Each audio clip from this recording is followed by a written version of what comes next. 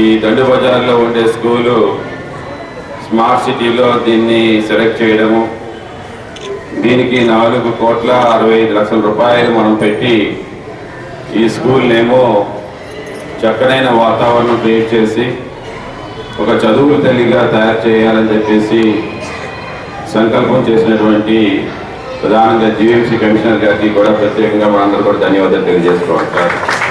అలాగే GVMC DEO గారికి కూడా. ఈ స్కూల్లో ప్రతి సంవత్సరం కూడా 4 సంవత్సరాలు వచ్చాను నేను.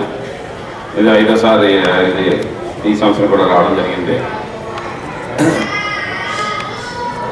మంచి రిజల్ట్స్ వస్తున్నాయి ఈ స్కూల్లో.